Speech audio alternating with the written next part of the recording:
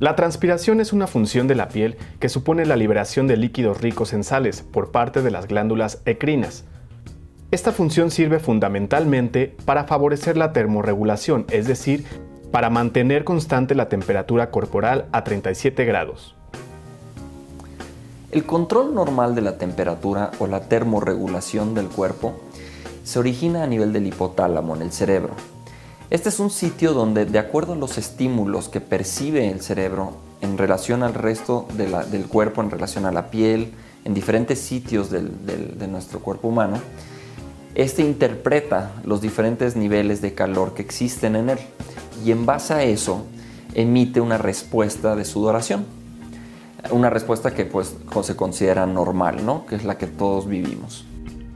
La hiperhidrosis es el exceso de sudor que se presenta de forma impredecible e incontrolable, tanto en las situaciones normales como cuando se realiza esfuerzo.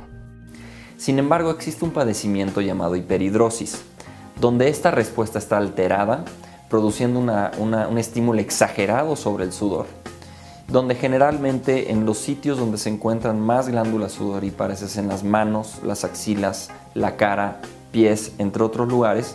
Sin embargo, son los sitios donde más afectación hay por este padecimiento. Se cree más o menos que un 3 a 5% de la población lo padece, claro, a diferentes niveles o grados. Cuando el cuerpo necesita liberar calor, se produce la transpiración y enfriamiento de la piel por evaporación.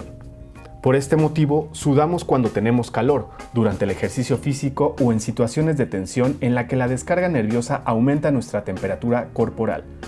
El sistema nervioso se divide en dos grandes ramas, el sistema somático y el sistema autonómico. El autonómico se divide en sistema parasimpático y el sistema simpático. El sistema simpático y parasimpático son aquellos que se encargan de la regulación automática del cuerpo, como por ejemplo el ritmo cardíaco, la sudoración, la necesidad de digerir los alimentos, la velocidad a la que los intestinos van a producir este efecto, y entre otras funciones.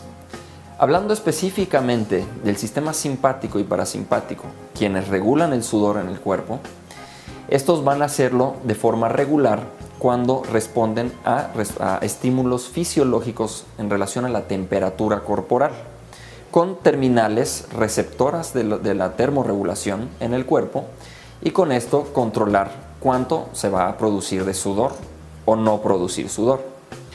Entonces, esto generalmente ocurre de forma natural, fisiológica y a cantidades necesarias para llegar a un buen arreglo de la sudoración en el cuerpo.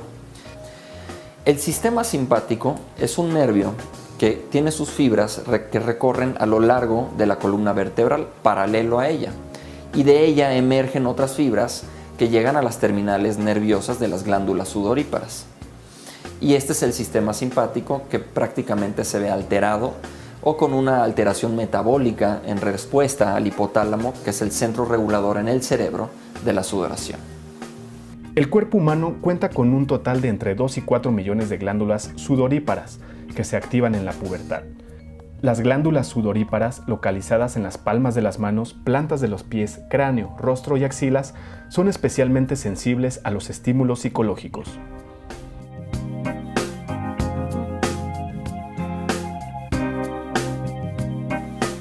En relación a los síntomas de la hiperhidrosis, es importante destacar que existen dos formas principalmente, la primaria y la secundaria. Cuando nosotros nos referimos a una hiperhidrosis en el tema común de la enfermedad, nos referimos a la de tipo primario. ¿Qué significa esto?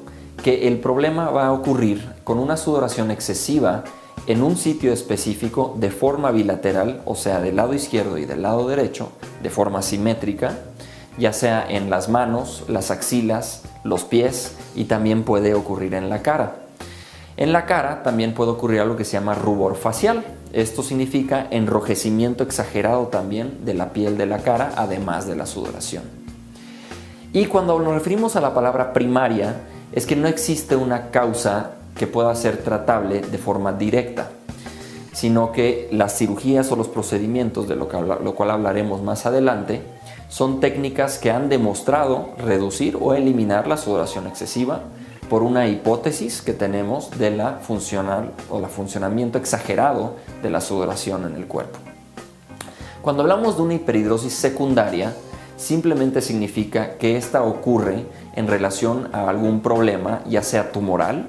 El hecho de tener un tumor, por ejemplo, en el tórax puede producir una sudoración excesiva, pero muchas veces ocurre nada más de forma asimétrica. Por ejemplo, problemas metabólicos como problemas de tiroides también pueden producir una sudoración excesiva. Medicamentos, entre muchas otras cosas, también la pueden producir. Y suelen aparecer a diferentes etapas de la vida comparado a una hiperhidrosis primaria, la cual suele ser durante toda la vida desde el nacimiento, y a la edad de la adolescencia esta suele crecer y presentarse de forma más exagerada, que es cuando los pacientes tienden a acudir a un médico para ser tratados.